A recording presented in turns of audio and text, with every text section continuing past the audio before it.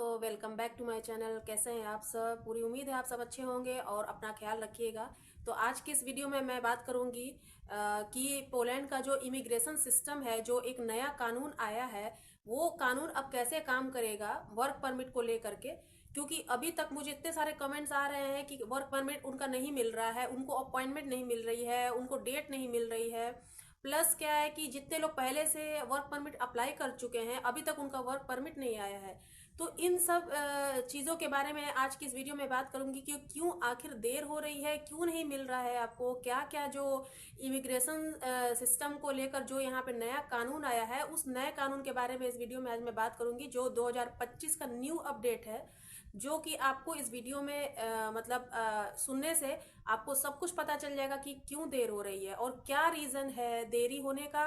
और प्लस जो देरी होने का कारण है, तो उस कारण को कैसे यहाँ के लोग, यहाँ की गवर्नमेंट जो है कैसे रिफॉर्म करेगी, कैसे सुधार करेगी, जिससे कि नेक्स्ट टाइम जो लोग वर्क परमिट के लिए अप्लाई करें उनको मतलब इजी तरीके से वर्क परमिट उनको मिल जाए। तो बहुत अच्छे अच्छे नियम लेकर के आई है यहाँ की सरकार। तो बने रहिएगा इस वीडियो में, पूरा एंड तक सुनिएगा तो आपके सारे सवालों के जवाब इस वीडियो में आपको मिल जाए। तो पोलैंड जो है एक इमिग्रेशन सिस्टम को नए मतलब फॉरेनर्स के लिए एक नई शुरुआत कर रहा है। क्योंकि इसमें जब तक वो नई शुरुआत नहीं करेगा, कोई चेंजेस नहीं करेगा, तब तक आपको वर्क परमिट मिलने में इसी तरह से देर होती रहेगी। क्योंकि ये जो इमिग्रेशन सिस्टम है, इसमें इतना ज़्यादा फ्रॉड, इतना ज़्यादा स्कैम चल रहा है कि लोगों को मिलने में बहुत सारी परेशानियां हो रही हैं। और यहाँ की सरकार जो है बहुत सारे चैलेंजेस को फेस कर रही है, जिस वजह से इनको अपने इमिग्रेशन सिस्टम में, इनके लॉ में सुधार करना बहुत ज़्यादा ज़रूरी हो गया है। और दूसरी बात यह कि सबसे पहले ये जानना होगा कि ये सुधार क्यों कर रही है यहाँ की सरकार। क्यों आखिर लोगों को वर्क परमिट इजी तरीके से नहीं मिल रहा, कहाँ पे बात ऐसी फंस रही है जिसकी वजह से लोगों को इतनी सारी परेशानियों का सामना करना पड़ रहा है। तो सबसे पहले हम ये जान लेते हैं कि यहाँ की जो सरकार है इमिग्रेशन को क्यों चेंज कर रही है। तो पहला कारण है यूनिफाइड माइग्रेशन पॉलिसी। इस पॉलिसी में क्या हो रहा है कि जहाँ भी मतलब हाई रीजन से मतलब किसी भी रीजन से एक हाई माइग्रेशन वाले लोगों को, मतलब एक लो स्किल वाले वर्कर्स को एक ही जगह से ना, मतलब इतना ज़्यादा हायर कर लिया गया है और उनको वर्क परमिट इशू कर दिया गया है। इस वजह से थोड़ा सा क्या हो रहा है कि जिनको जिनको ज़रूरत है, जितने लोगों ने अप्लाई किया है, सबको वर्क परमिट नहीं मिल पा रहा है। तो ये एक रीज़न है यूनिफाइड माइग्रेशन पॉलिसी जो है। इसकी वजह से जो हो रहा है कि यहाँ की जो इमिग्रेशन सिस्टम है, इस वजह से इसमें पहला सुधार इसीलिए किया जा रहा है क्योंकि बहुत ज़्यादा फ्रॉड होने की वजह से जितने भी स्किल वर्कर्स हैं, उनको एक ही रीज़न से जो हाई हाई नंबर में वहाँ से लोग आए हैं, उनको सबसे ज़्यादा इशू कर दिया गया है ये वर्क परमिट। तो ये हमारा पहला। दूसरा कारण है ये वर्क परमिट में जो सुधार है, दूसरा कारण ये है कि स्टूडेंट वीज़ा का मिसयूज़ हो रहा है, बहुत ज़्यादा मिसयूज़ हो रहा है स्टूडेंट वीज़ा का। जो भी जितने भी फॉरेनर्स हैं जो स्टूडेंट वीज़ा लेकर के पोलैंड आते हैं, तो स्टूडेंट वीज़ा लेकर के आप आए हैं तो आप प्रॉपर तरीके से आपको यूनिवर्सिटी के रूल्स रेगुलेशंस को फॉलो करना होगा, इतनी अटेंडेंस देनी होगी, उनके स्टैंडर्ड के हिसाब से आपको अपनी मतलब पढ़ाई करनी होगी। तो ये सब जो हो रहा है ना, स्टूडेंट वीज़ा का मिसयूज़ कर रहा है। लोग क्या कर रहे हैं कि बाहर से आने के बाद यहाँ पर एडमिशन ले लेते हैं और एडमिशन लेने के बाद इलीगल वर्क करते हैं। वर्क करने के बाद क्या करते हैं, दूसरे भी यूज कंट्रीज में, मतलब यूरोपियन कंट्रीज में, अलग अलग कंट्रीज में जा करके वहाँ रहते हैं। और मतलब उनके स्टूडेंट वीज़ा लेने का कोई मतलब ही नहीं बनता है, सिर्फ वो क्या कर रहे हैं कि एडमिशन ले लेते हैं यूनिवर्सिटी में और कुछ भी उनके रूल्स को फॉलो नहीं करते हैं। तो ये सब जो है इनके स्टैंडर्ड को जो होता है ना, वो इफेक्ट डालता है। तो ये सब जो हो रहा है, ये स्टूडेंट वीज़ा का मिसयूज़ कर करके जो भी हो रहा है, इस वजह से ये जो माइग्रेशन पॉलिसी है, सॉरी इमिग्रेशन पॉलिसी है, जो कानून है, ये सब चेंजेस किए जा रहे हैं। क्योंकि ये लोग उस चीज़ को फॉलो कर रहे हैं, देख रहे हैं कि जो बाहर से स्टूडेंट आ रहे हैं इनके स्टैंडर्ड के नहीं हैं। अब इन सब चीज़ों में सब सुधार होगा, जो कि इस वीडियो में मैं अभी आपको बताऊंगी। सबसे पहले आप कारण जान लीजिए कि क्या कारण है जो कि इनकी इमिग्रेशन पॉलिसी में नया कानून आया है। तीसरा कारण है delays in residency legalisation. Means residence permit जो है वो इतनी देरी से आ रही है, जो टीआरसी यहाँ का बनता है वो इतना लेट लग रहा है आने में, जिससे क्या हो रहा है कि लोग जो है वो टेम्परेरी वीज़ा पर डिपेंड हो करके उनको यहाँ पर रहना पड़ रहा है। तो तीसरा कारण है रेजिडेंस परमिट मिलने में देरी होने का रीज़न। ये जो है ये इमिग्रेशन सिस्टम को बहुत ज़्यादा इफेक्ट डाल रहा है। तो ये जो रेजिडेंस परमिट देर से मिल रही है, इससे क्या हो रहा है कि काउंसलर सर्विस पर मतलब एक प्रेशर क्रिएट हो गया है। प्रेशर क्रिएट होने से क्या होता है कि पब्लिक का ट्रस्ट जो होता है ना, वो हर्ट होता है। तो इसे इस हर्ट को इस मतलब पब्लिक का ट्रस्ट ना हर्ट हो, इस वजह से पोलैंड की इकोनॉमी और नेशनल सिक्योरिटी को सुधारने के लिए इमिग्रेशन सिस्टम में सुधार करने की बहुत ज़्यादा ज़रूरत यहाँ की गवर्नमेंट ने सोची है। और इसी सुधार को लेकर के ही ये जो फॉरेनर्स हैं उनके लाइफ में भी थोड़ा सा सुधार हो जाएगा। तो अब आपको रीजन तो पता चल गया होगा कि यहाँ की सरकार क्यों अपने इमिग्रेशन सिस्टम में नया कानून लेकर के आ रही है। तो अब हम बात कर लेते हैं कि यहाँ पर कौन कौन सा नया कानून आया है जो जिससे क्या होगा, अब आपको वर्क परमिट मिलने में आसानी हो जाएगी, ज़्यादा प्रॉब्लम फेस नहीं करनी पड़ेगी। तो अभी तक मैंने आपको बताया रीजन, और अब मैं आपको बताऊंगी क्या क्या न्यू अपडेट यहाँ की सरकार आपके लिए लेकर के आई है, जो कि 2025 का न्यू अपडेट है। तो पहला सुधार है इमिग्रेशन सिस्टम का, जो पहला की चेंजेस है वो है digitalization. Means the full digitalization in of work permit process application. Means अब आपको कोई भी पेपर वर्क काम नहीं करेगा। सब कुछ आपको जो वर्क परमिट का जो भी प्रोसेस करना है सब आपको डिजिटल हो गया है। ऑनलाइन पेपर एप्लीकेशन अब बिल्कुल भी एक्सेप्ट नहीं किया जाएगा। आपको सब कुछ सिस्टम के थ्रू जाना पड़ेगा। सिस्टम के थ्रू जाएंगे तो इससे क्या होगा, स्कैम नहीं होगा। सब कुछ आपको प्रूफ के अकॉर्डिंग आपको वहां पर काम करना पड़ेगा। तो डिजिटलाइजेशन जो है, इन्होंने एक नया कानून लेकर के आया है कि अब कोई मीडिएटर नहीं होगा। आपको डायरेक्ट फेस टू फेस कह लीजिए, या आपको या फिर ऑनलाइन, मतलब एक फेस टू फेस ही हो गया। तो उस तरह से अब आपको वर्क करना होगा। आपको अपने वर्क परमिट अप्लाई करने के लिए सब कुछ डिजिटल हो गया है।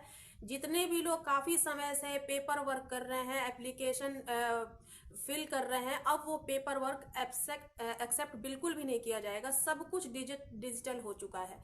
तो ये एक नया अपडेट है। तो जितने लोग अभी अप्लाई करने वाले हैं उनके लिए ये अच्छी खबर है कि अब आपको डिजिटल ही आपको अप्लाई करना होगा। और जितने लोगों ने एप्लीकेशन पेपर से अप्लाई किया है उनके लिए तो मैं नहीं बता सकती, लेकिन अब जो नया अपडेट है ये डिजिटल हो चुका है। तो अब आपका हो सकता है वर्क परमिट मिलने में आसानी हो सकती है। तो ये हमारा पहला की चेंज था। दूसरा हमारा की चेंज है the elimination of labour market test. इसमें क्या होता था कि किसी भी कंट्री से, जैसे एम्प्लॉयर है, किसी भी कंट्री से फॉरेनर वर्कर्स को लेकर के आते थे, उनको एक लेबर टेस्ट देना पड़ता था। और इस लेबर टेस्ट को प्रूफ करने के लिए एम्प्लॉयर को क्या करना पड़ता था, एक टेस्ट तो देना पड़ता था जो कि काफ़ी टफ होता था। और इस टेस्ट को क्लियर करने में, सारे प्रूफ देने में 1.5 से 2 महीने का समय लग जाता था। और इस टेस्ट में ये प्रूफ करना पड़ता था कि हमारी कंट्री में ये लेबर इस काम के लिए अवेलेबल नहीं है, जिस वजह से उन्होंने फॉरेन कंट्री से वर्कर्स को हायर किया है। तो ये एक जो बीच का जो एम्प्लॉयर होता था उसको एक प्रूफ देना पड़ता था, और उसे प्रूफ करने के लिए 1.5 से 2 महीने का वक्त लगता था, जिससे कि वर्कर्स को भी वेट करना पड़ता था कि ये हमारे मतलब हमारी कंट्री में ये हमारे काम करने के लिए आए हैं, जिससे कि इनको वर्क वीज़ा दिया जाए।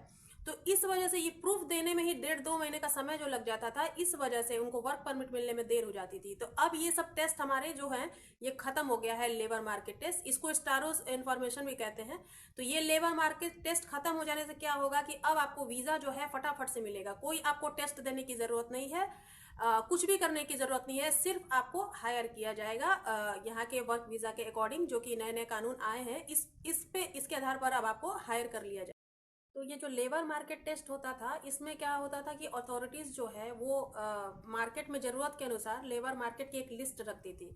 और वो लिस्ट रखने के बाद जो भी मतलब उनको प्रूफ करना होता था कि हमारे देश में ये मतलब लेबर अवेलेबल नहीं है और इनको वर्क परमिट दिया जाए। फिर भी प्रूफ करने के बाद भी ये गारंटी नहीं होती थी कि उनको वर्क परमिट मिल ही जाए। तो ये सब प्रोसेस को हटा दिया गया है, इन सब टेस्ट को हटा दिया गया है, क्योंकि काफ़ी टफ होता था और काफ़ी समय भी लग जाता था, 1.5-2 महीने का समय लग जाता था। तो इस वजह से इस प्रोसेस को हटा दिया गया है और अब डायरेक्ट हायरिंग होगी वर्क वीज़ा को लेकर के, जिससे कि समय भी कम लगेगा और वर्क वीज़ा सभी को मिल पाएगा ज़रूरत के हिसाब से। जो भी इनके मार्केट में जिनकी ज़रूरत है उस ज़रूरत के हिसाब से अब आपको वर्क वीज़ा मिल।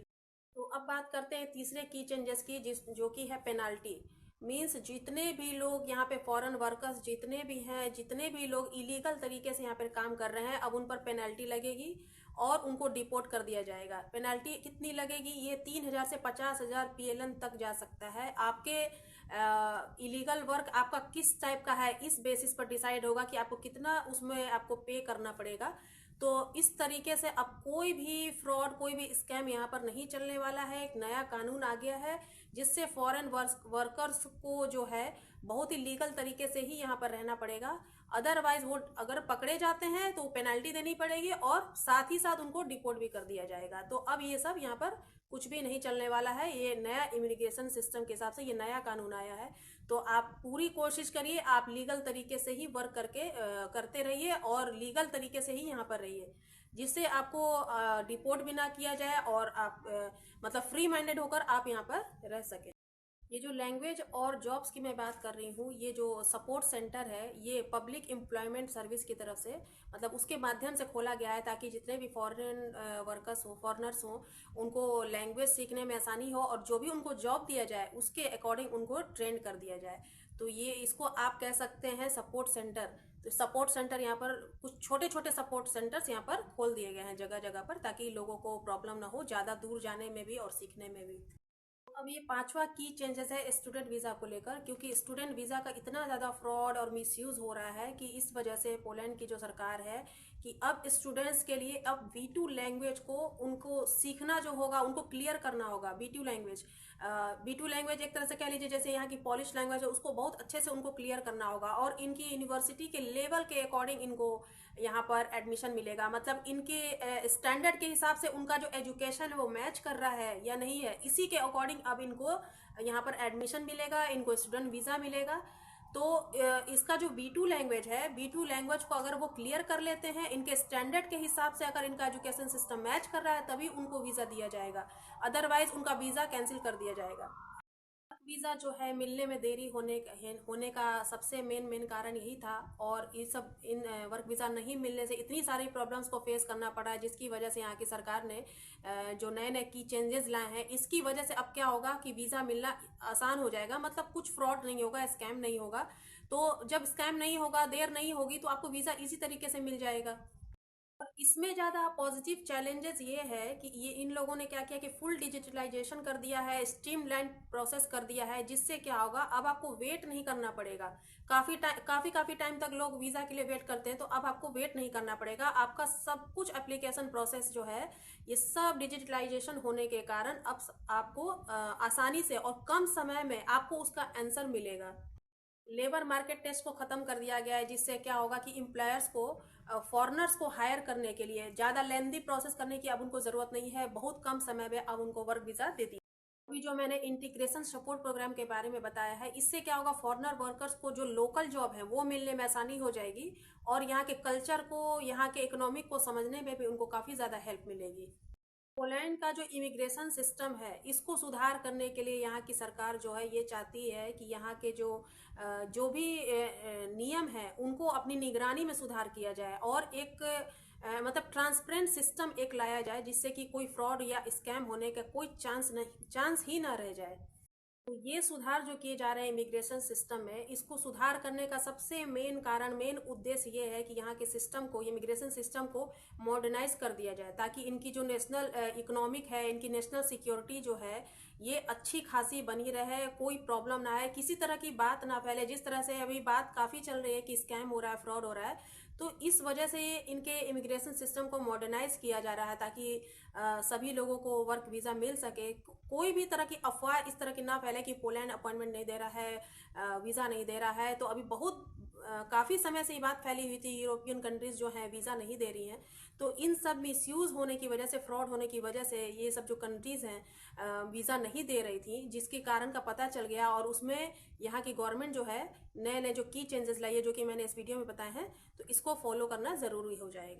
तो जितने भी लोग वर्क वीज़ा को लेकर के इतनी सारे प्रॉब्लम्स को फेस कर रहे हैं, तो इन प्रॉब्लम्स को फेस ना करना पड़े, इसलिए यहाँ की जो सरकार है इस इमिग्रेशन सिस्टम को लागू कर रही है, जी, जो कि मैंने इस की चेंजेस में बताया। यही सब की चेंजेस जो हैं यहाँ पे नए नए अपडेट हुए हैं।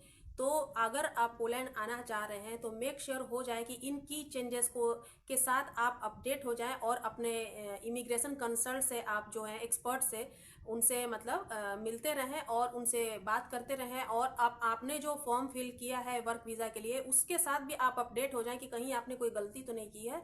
तो कोई गलती ना हो, और जिन्होंने अप्लाई पहले कर दिया है उन्होंने तो कर दिया है, और जितने लोग अब अप्लाई करेंगे वो डिजिटल तरीके से अप्लाई करेंगे, तो अब कोई गलती ना हो।